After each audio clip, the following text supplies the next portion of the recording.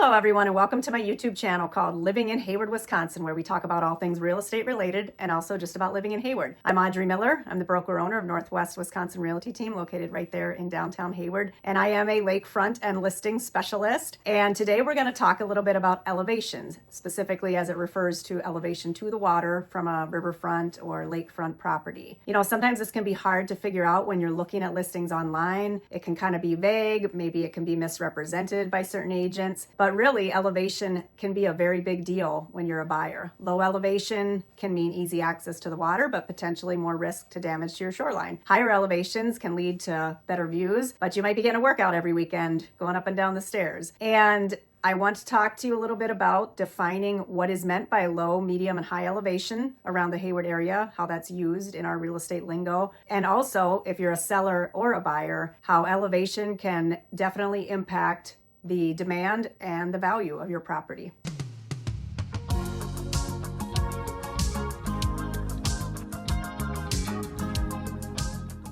So before I dive into this discussion on elevation, I just want you to know, give me a call, text me, email me anytime. My contact information is on the screen below. If you want to know specifically what your lakefront property might be worth, send me a message with which lake you're on, how much frontage you have, a few details about your home. I'd be happy to do a lakefront valuation for you. Come and see your property in person, any and all of that. Or if you're looking to buy, reach out to me as well. I will be happy to help. So when you talk about low elevation, I think in every buyer's mind, there is a picture of completely flat ground from the house to the water, maybe with a tiny gentle slope, a huge front yard, and then sandy beachfront. You just walk into the water and it's pure sand with maybe a little bit of rock mixed in. This is one definition of low elevation, but I want to kind of go through what is meant by low elevation when you see that as you're looking online or in listings that I may be sending to you. Even in photos, it can be hard to determine what is the elevation that you're looking at. So you can always reach out to me for clarification on a particular listing, and there's some tools that I have I'll get into as well. But let's give you some examples of what low elevation can look like and what it really means in the Hayward real estate market. So our elevations are actually defined by number of steps down to the water. And in our particular MLS that we enter all our listings into, 0 to 15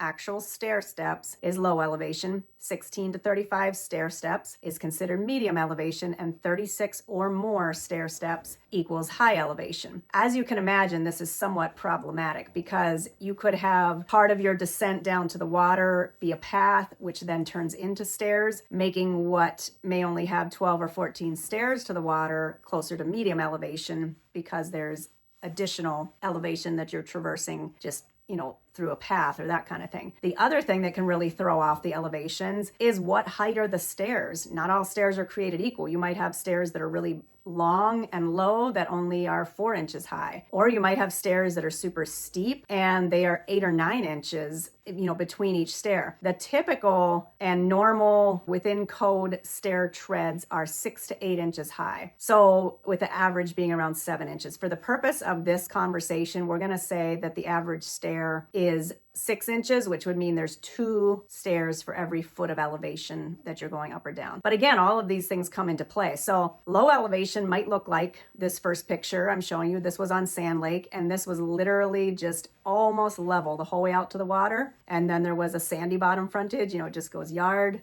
to water, sand. That is low elevation, but even in this case, there wasn't a beachfront. We don't have a lot of actual beachfront here. We have some around, we just don't have a lot of it. And that how much beachfront or sand you have showing actually can depend on whether the lake water levels happen to be high or low at the time, since they tend to go in cycles. So what is a lot more common is just level elevation to the water, whether you have a rocky bottom, a mucky bottom, a sandy bottom, some mix of those things. But that's not what low elevation always means. Here's another example. This one is a property that was actually grandfathered in on Grindstone in proximity to the water, so it's super close to the water. And this is considered low elevation, even though, as you can see, there's maybe 8, 9 steps. They're shallow stairs. So easy up and down, no matter your age or your mobility. That's another example of low elevation. This third one is also considered to be low elevation, but in this case, this was on the Chippewa flowage, and there was a path going through the woods to get to the water. So even though the elevation was low, the distance from the house to the water was probably 2 to 3 times further than what you would typically experience with your normal 75-foot setback from the water. So that can also be low elevation, but the house may be set back a little further from the water. Another example of low elevation here in this photo, you can see this one is kind of just your typical,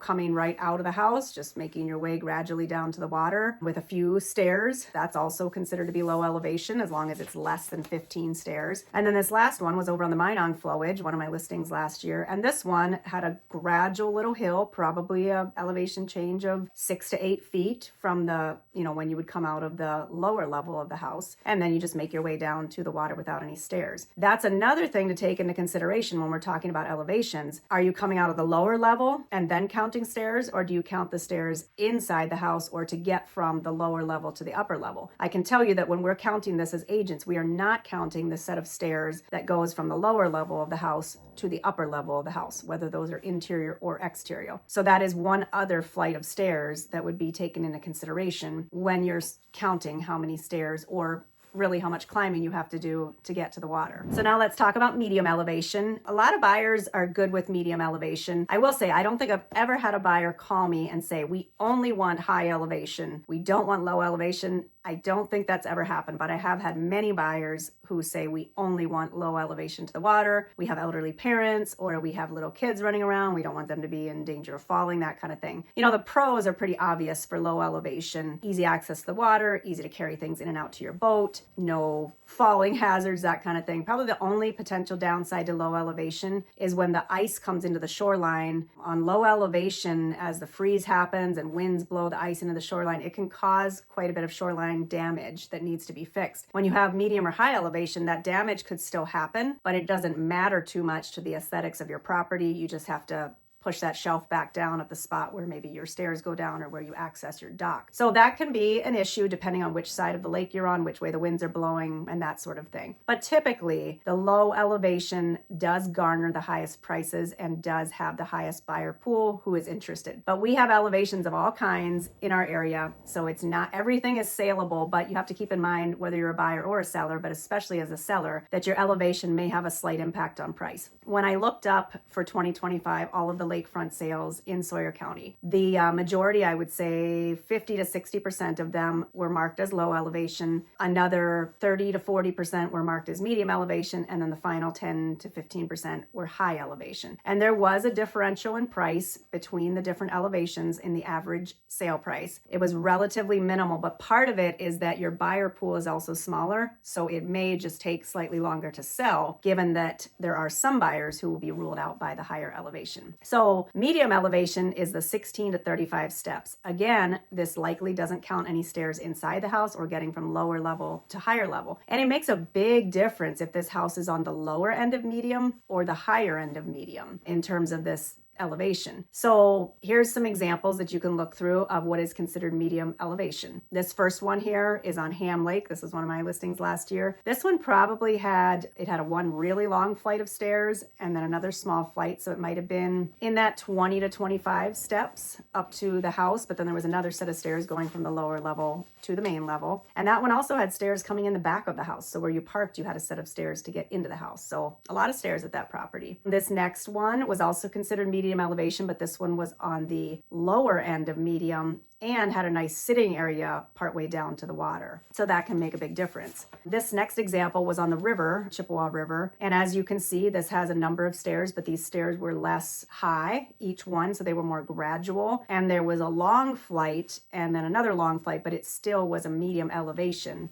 down to the water in comparison to what would typically be considered high elevation. And then on this last one, this was a listing I had on Ashigon Lake this last year. And this one, even though you can almost count these on the picture here, and you can see that there's more than 36 stairs. These stairs were very shallow. So I did mark this as medium elevation, even though there was more than 36 steps, because I felt like it fell more truly representative in the range of medium elevation versus being high elevation. And I will tell you, listing agents tend to err on the side of underestimating the number of stairs instead of overestimating. They know that some people rule out high elevation when they're doing their searches with their agents through the MLS, so they don't want it to be high unless it is actually high. I personally think that you should just represent it like it is, because I don't want to waste buyers' time or seller's time or agent's time by coming to look at a property that's high elevation because I marked it as medium to try to get, more people there to fudge it. But people do sometimes tend to err on the lower side. So there's a really good tool that I'll show you as a way to kind of double check this, whether I can help you with this or you can look this up yourself. So high elevation, the advantages are the views that you get from up there. You tend to get some better breezes sometimes up at high elevation. The other thing is you're less visible to people on the lake when you're not at their eye level. So that can be another plus of high elevation. The downsides are pretty obvious, and this is what some buyers want to stay away from. Climbing of the stairs, if there's people that are elderly, small children, that kind of thing, that can be a detriment. There's also the factor of having to carry things up and down, or you get down to the lake and you're just ready to go out for the day and you forgot something and you got to go the whole way back up those 40 or 50 steps to grab your sunglasses or whatever you might have forgotten. That's not too nice. Now, the other thing to consider though, when you're looking at a property with high elevation, is there a flat spot down by the water? This can make a big difference. So people are looking at, enjoying the lake and they're saying, okay, there's high elevation. I'm not going to be able to sit by the water. There are a number of properties where there's a high elevation, but then it levels out by the water and you can have some chairs down there. You can have a fire pit, some little, area to hang out, or you can also get a dock that has nice seating on it. And it is a bigger dock that you could lay out on or sit on. So that's another way to utilize high elevation potentially, instead of just staying up in your yard and looking out at the view. So here's a few examples of high elevation. This first one, this is only showing you part of the stairs. This was on the Chippewa flowage. As you can see, these steps are really long, spread out, and not very high. Each step is it's like a timber, so it was only like a 4-inch high step. So this path was kind of wound down through the woods, making the walk a lot more gradual than climbing stairs. It took a little longer this way, but I actually figured this was on the low end of high elevation, given how gradual the stairs were in this particular case. But I did mark it as high elevation. This next one was on Lakefront. Lakefront has some pretty high elevation in places. This one was the type where you would be winded by the time you got up to the top of the stairs. I think there were 50 some steps. I've seen higher on Lakefront, but this was a challenge and did rule out some buyers, with this higher elevation, but beautiful views from up there. And, it's good exercise. Let's not rule out that positive. This next one was on Wendigo. Again, this was high elevation. If you count these steps going up, there's a flight, another small flight, another long flight. So this was definitely over the 36 steps, but not on the highest end of high elevation. These are just giving you some visuals so you can have an idea when we talk about this high, low, and medium elevation, or you'll see it referenced in listings. You have some point of reference to kind of see what is meant by that. And then here's this tool I was talking about. This is on the county GIS site. You can look up Sawyer County GIS, Washburn County GIS. It's also called Beacon Schneider, but I think if you just type in Sawyer County GIS, it's a property record information. If you learn how to use this site, it takes a little bit of learning, but if you're techie, you can figure it out. There is an elevation layer that you can turn on. So you can see what is the elevation down at the water. This is the property on the flowage that I sold this past summer. So if you look down at the bottom, see those red lines? Each of those indicates a 10-foot change in elevation. So you can read there along the side of the property or kind of towards the middle. It'll have the elevation, then it'll have the next 10 foot higher, the next 10 foot. So you can see that there was, I believe in this case, a 40-foot difference between the water level and when you actually got up to the level spot that the house was built upon. So 40 feet would be equivalent to about 80 stairs. But in this case, part of it was gradual, getting to where the stairs started. 80 stairs would be highly unusual. The most I usually see is 50 to 60 or a little bit more than 60. But this path was gradual. They used kind of a switchback method that made it seem a lot more gradual, and then you only had one flight of stairs, regular stairs, to get down to the water. Another thing to know about high elevation, if you're building and you're looking at a lot that has high elevation, Sawyer County does have a provision in their zoning laws whereby you can take down part of the height of the bank and then you can build into that, reducing it by 30% in height. This doesn't work so good after a house is already built and stairs are installed. But if you're looking at vacant land, that's another little tip for you. So I hope this was able to shed some light on pros and cons of the different elevations, what is meant by high, medium, and low elevation. And this can help you in your search to know what it is that is acceptable to you and what isn't. I mentioned this can impact valuation. It's not a huge factor, but it does decrease valuation a bit, and it does definitely decrease your buyer pool a little. And conversely, if you have low elevation, you are definitely appealing to all buyer groups and attracting the highest number of buyers in that situation. So let me know if you have any comments or questions. As always, I'd love to hear from you. If you're looking to sell, need a lake property valuation or off-water property valuation, or you're interested in purchasing, please reach out to me.